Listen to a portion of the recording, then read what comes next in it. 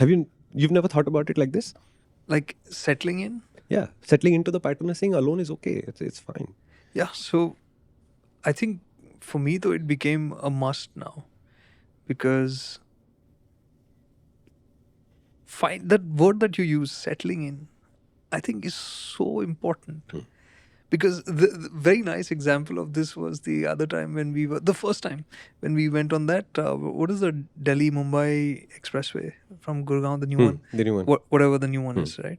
When we were on that road, first time on that road, and it's impressive, right? It's, I think, 8-10 lanes, whatever. It's super wide. It's well made. It was very well made. And the speed limit was 120. With a speed limit of 120 on a road like that, I settled down at a pace which was at or below 100. When the avenue is like that, when it is so peaceful, you just feel like I'm not getting anything more out of being sitting there at the speed limit. Correct. 100 is good enough. Correct. I am comfortable at 100. The Correct. car's feeling good. I can take in what's happening right now so much better. Yeah. And I was just talking about this to somebody.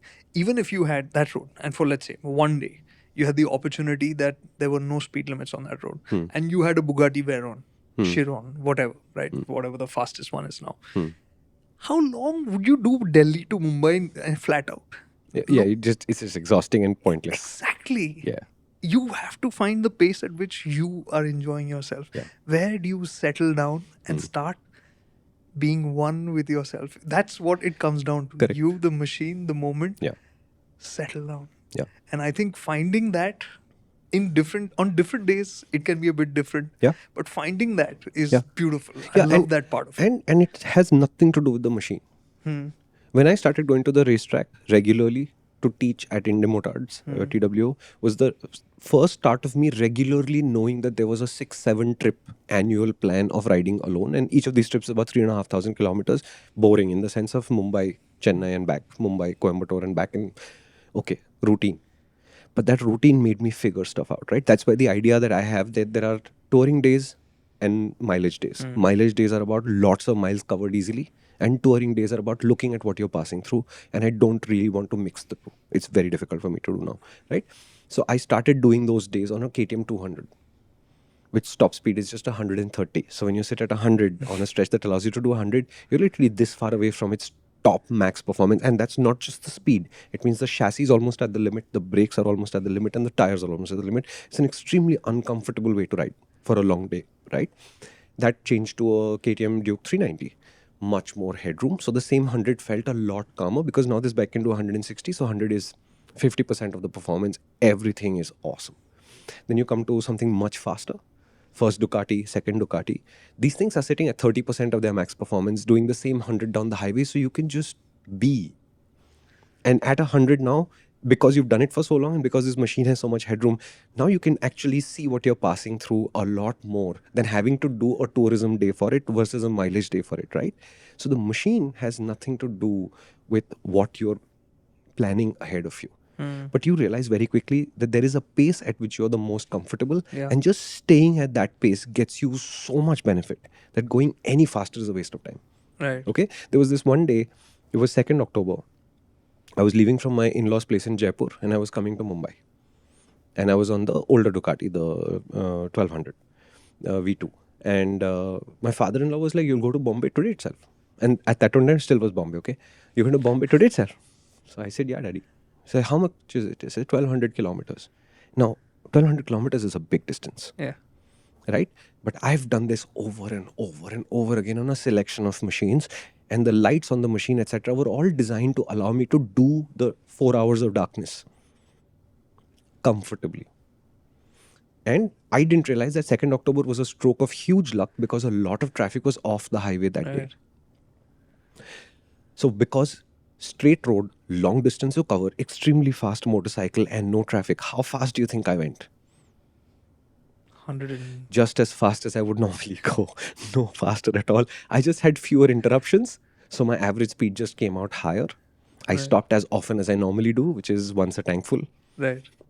So I came into Mumbai. I think I left at 4 from Jaipur, and I remember stopping at Manor for a cup of coffee, which I now regret, at about 5 o'clock. Because if I hadn't stopped for coffee, I would have avoided the office traffic that I got next entering Mumbai. Okay.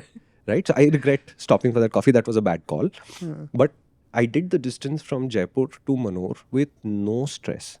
Not going an inch faster than I normally would, just enjoying the fact that there was nobody out on the highway with me. And to me, find that pace. It'll be slow at the start, it'll be 60, 70, and it'll come up to the speed limit. Yeah. Then you'll get the idea that, okay, I can go faster than the speed limit and still remain that kind of comfortable. And then you have to use your judgment as to where it is useful to do that and where it is not. Okay? As the speed cameras turn on, this will become hard and harder to do, and that's fine. It doesn't affect your ability to travel that distance. Yeah.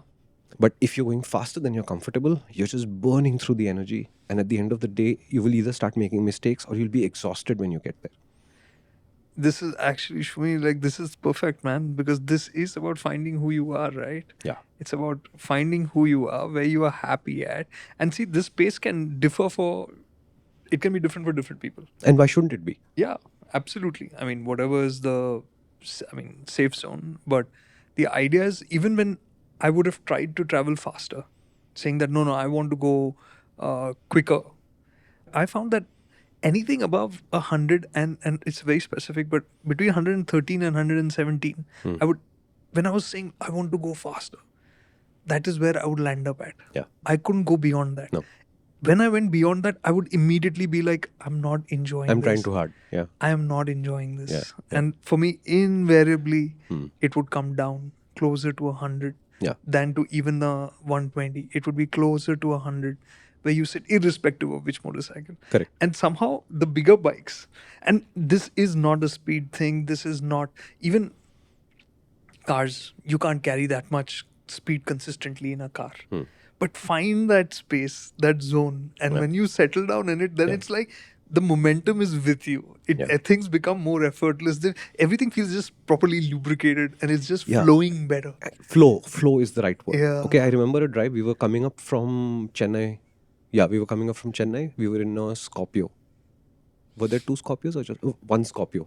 And I was still at business standard MotorInc at that point. And I remember waking up somewhere after Bengaluru. We were parked on the side, and my friend Prashant was supposed to be driving, and it turns out everybody in the car was asleep. And this is some 1 a.m. in the morning or something. So when I woke up, then Prashant was just going to sleep. I said, what happened? He said, I'm too sleepy to drive. So I thought I'd just park, and when somebody wakes up, they can take the wheel. Oh, lovely. So I said, I'm awake. You move, I'll drive. And I found flow. And the state of flow basically means it doesn't matter whether you're going fast or not. You know that you cannot go any faster than this without putting in a lot of more work. effort. Yeah. Right? This is before the 4-lane highway happened. So overtaking everything meant you do that dance. Right. I did all of that. When light broke at 6 o'clock in the morning, I had been driving for 5 hours at that point of time. I felt like I'd just started. Right. Then Bijoy and the other people in the car woke up and said, would you like us to take over? Because they know I'm not like the car guy, I'm not like the driving guy. And I said, no, I'm actually in a very good place, so chill. And I think I drove till 11 in the morning or 12 in the morning or something like that, 12 in the afternoon, whatever. And I was just in this space where everything was just, it clicked into place and it felt awesome. Was the Scorpio critical to this? No. Was the road critical to this? No. But whatever I was doing, it felt like I wouldn't make a mistake. I wouldn't have to put an effort. Everything would just happen naturally. And I really, really, really enjoyed those 10 hours at the wheel of that thing. If you enjoyed that and would like a break from this kind of content, go to the main MotorInc channel. I mean, same content, but much longer. You'd love it.